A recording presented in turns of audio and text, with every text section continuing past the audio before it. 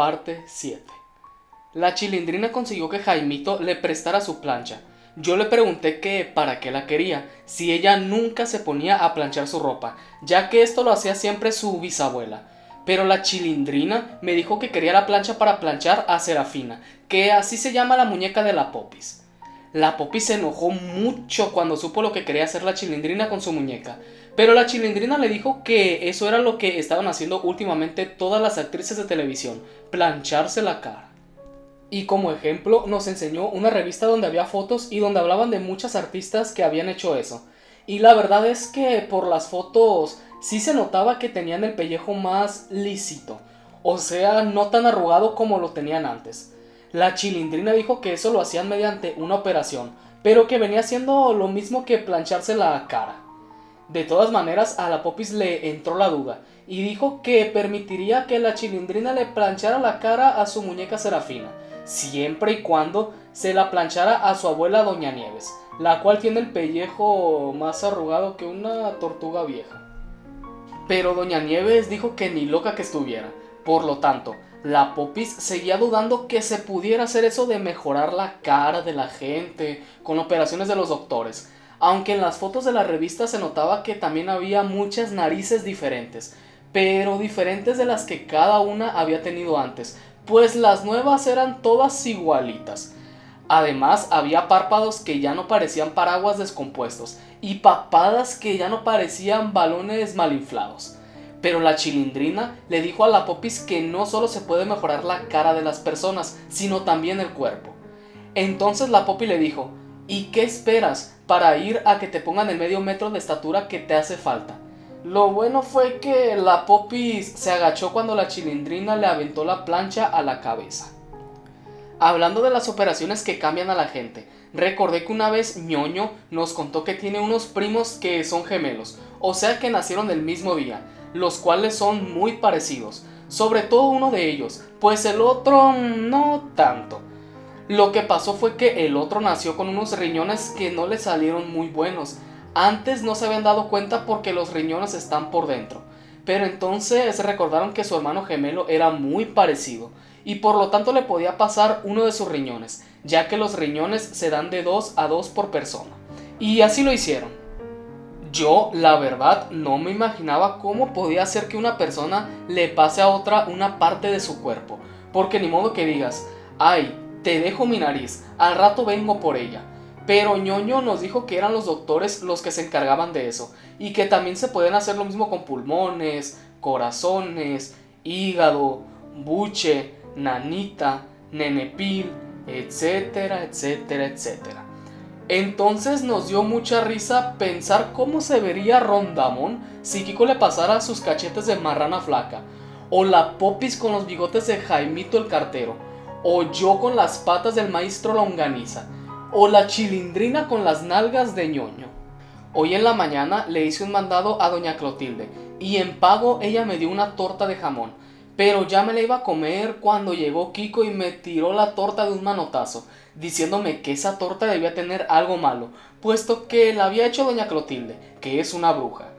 Pero entonces yo recordé algo que me había dicho una vez Ñoño, que todavía no estaba plenamente comprobado que doña Clotilde fuera una bruja.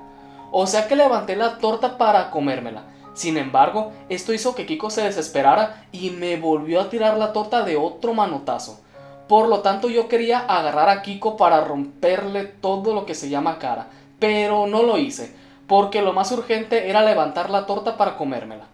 Lo malo fue que la bruja del 71 se dio cuenta y me dijo que no debía levantar la torta del suelo, porque ya la había besado el diablo.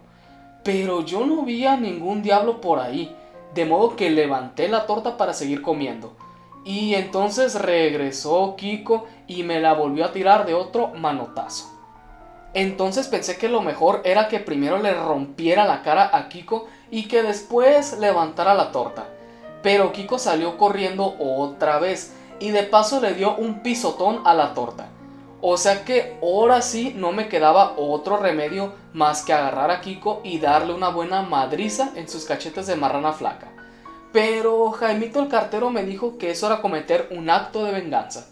Y también dijo que la venganza nunca es buena, mata el alma y la envenena. Y yo creo que Jaimito tenía razón en lo que dijo, pero también creo que bien pudo haberme esperado a decírmelo después de que ya se lo hubiera rajado a Kiko.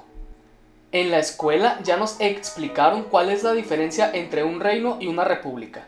En un reino el que manda es el rey, y en una república el que manda es el presidente. Para que alguien sea rey, el que lo escoge es su papá, que es el rey que estaba antes. En cambio, para que alguien sea presidente, el que lo escoge es el presidente que estaba antes. Nuestro país no es un reino, sino una república.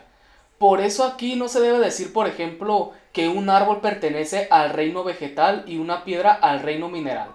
Lo que se debe decir es que el árbol pertenece a la república vegetal y la piedra a la república mineral.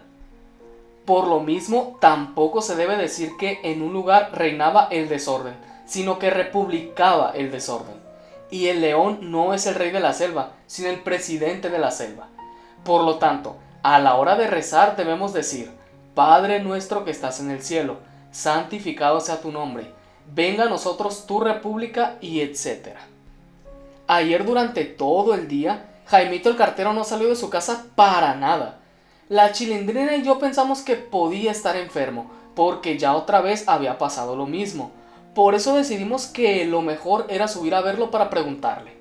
Pero la vez anterior nos había costado mucho trabajo entrar a su casa, porque la puerta estaba cerrada por dentro con un cerrojo, y Jaimito no respondía por más que le tocábamos la puerta y le gritábamos. Pero lo que pasó aquella vez fue que el pobre de Jaimito estaba tan débil que no tenía fuerzas ni para correr el cerrojo de la puerta.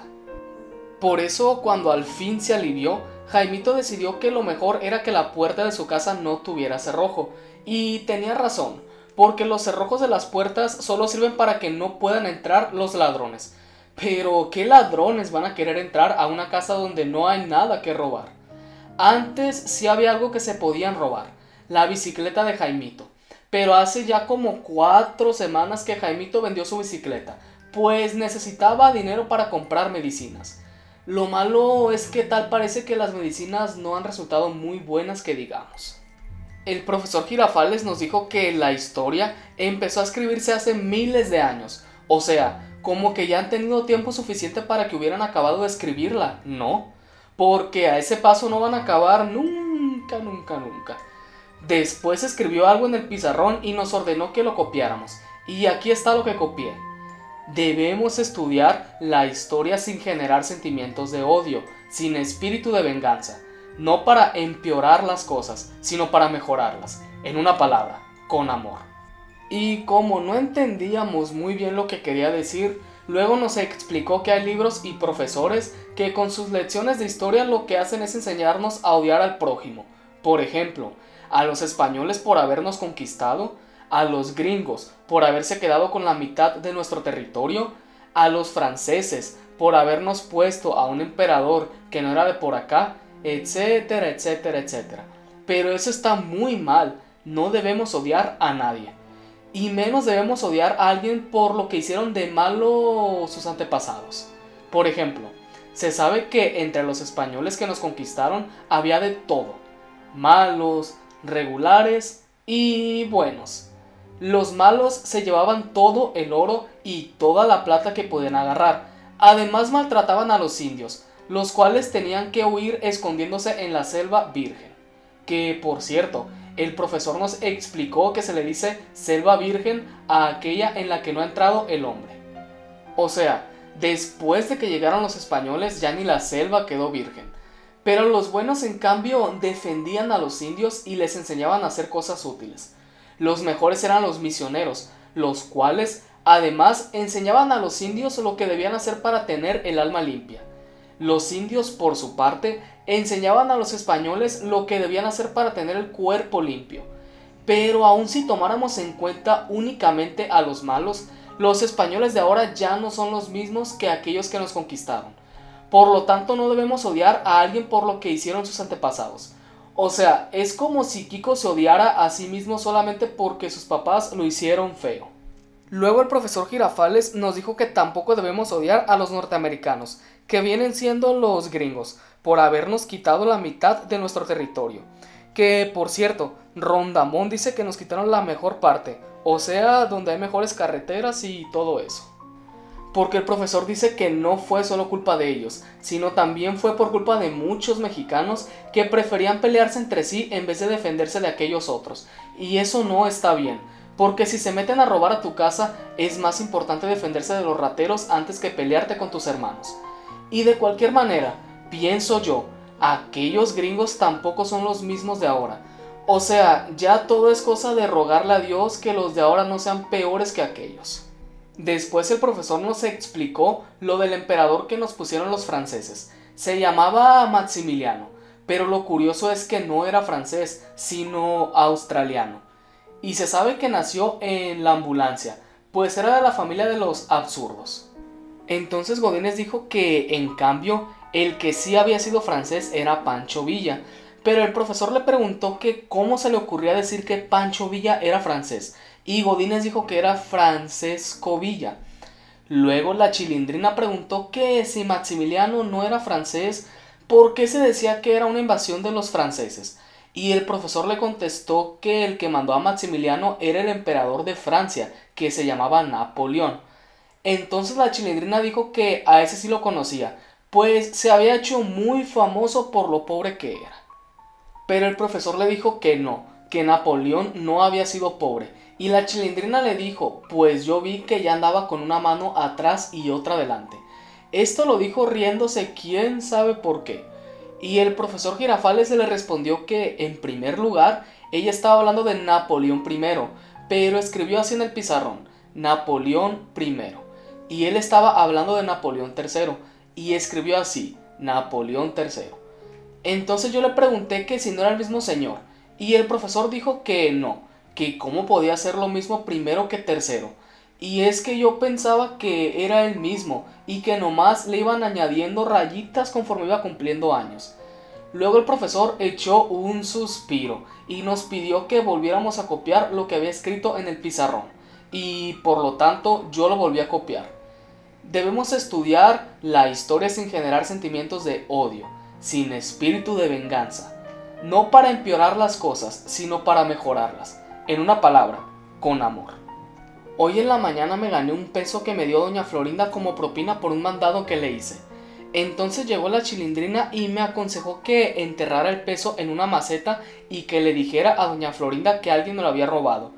Yo le pregunté qué ganaba con eso, y la Chilindrina me dijo que ganaba dos cosas. Primera, que a doña Florinda le diera lástima saber que me habían robado la moneda, y por lo tanto me daría otro peso. Segunda, que después de haber sembrado el peso en la maceta, ahí crecería un árbol de dinero que todos los años me daría muchísimas monedas. A mí la idea me pareció muy buena, y por lo tanto me fui corriendo a sembrar mi peso en una maceta. Luego fui a buscar a Jaimito el cartero para decirle que ya no se preocupara por lo mucho que gastaba en medicinas, pues muy pronto yo le podría prestar lo que le hiciera falta. Pero Jaimito me preguntó que cómo iba yo a conseguir ese dinero, y cuando le expliqué lo del árbol de monedas, él me dijo que eso no podía ser, que el dinero no se reproduce como las naranjas y los limones. Yo pensé que Jaimito tenía razón, pues él sabe mucho de plantas y todo eso. Por lo tanto fui a desenterrar mi peso de la maceta, pero entonces encontré que la moneda había desaparecido, o sea que alguien se la había robado. Eso me dio mucha tristeza y me puse a llorar y me metí al barril. Al ratito llegó la Chilindrina y me preguntó que por qué estaba llorando, y yo le conté que me habían robado la moneda que enterré en la maceta.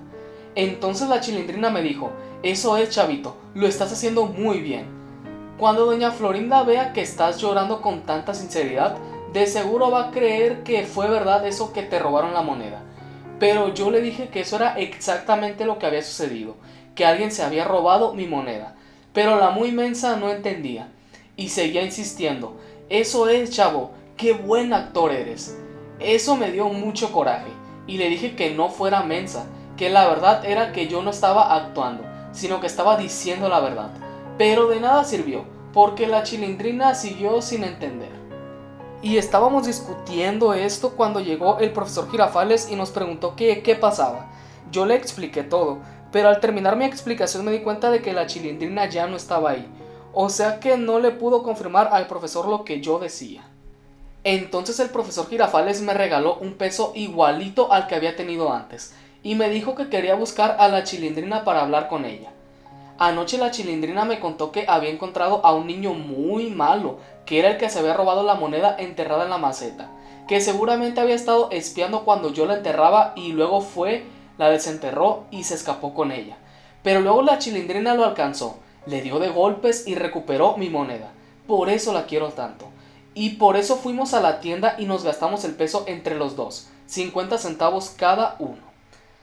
Pero la Chilindrina me dijo que eso que estaba yo haciendo era una obra de caridad y que la gente no debe andar contando que hace obras de caridad, porque entonces se pierde todo el mérito. Por eso me dijo que no se lo contara al profesor Girafales, y por eso no se lo voy a contar nunca. Desde hace algunos días la Chilindrina vive con su bisabuela en vez de vivir con su papá, pues Rondamón está trabajando en otro lugar. Bueno, eso fue lo que dijo la Chilindrina, pero yo pienso que solamente es verdad la mitad de lo que dijo. O sea, sí es verdad que su papá está en otro lugar, pero no es verdad que está trabajando. Lo más seguro es que esté buscando la manera de ganar dinero sin tener que trabajar, y también puede ser que lo hayan metido a la cárcel. La bisabuela de la Chilindrina se llama Doña Nieves, y el nombre le queda muy bien, porque tiene el pelo blanco como la nieve, pero no muy blanco que digamos. O sea, no es tan blanco como la nieve de coco, sino más bien como la de guanábana, pero de esas guanábanas que ya están agusanadas. Lo malo es que la bisabuela de la Chilindrina resultó ser igual de pegalona que Rondamón, pues apenas lleva unos días en la vecindad y ya me ha dado muchos coscorrones. Y también sacó la manera de llorar que tiene la Chilindrina. O sea que las dos lloran sin razón alguna, pero eso sí, con unos chillidos que se oyen a 20 cuadras de distancia. Por cierto que la Chilindrina no sabe pronunciar la palabra bisabuela, pues ella dice bizcabuela. De todas maneras, yo extraño mucho a Rondamón, pues es verdad que era flojo, mentiroso y berrinchudo, pero también es verdad que era muy simpático. Fin de la parte 7.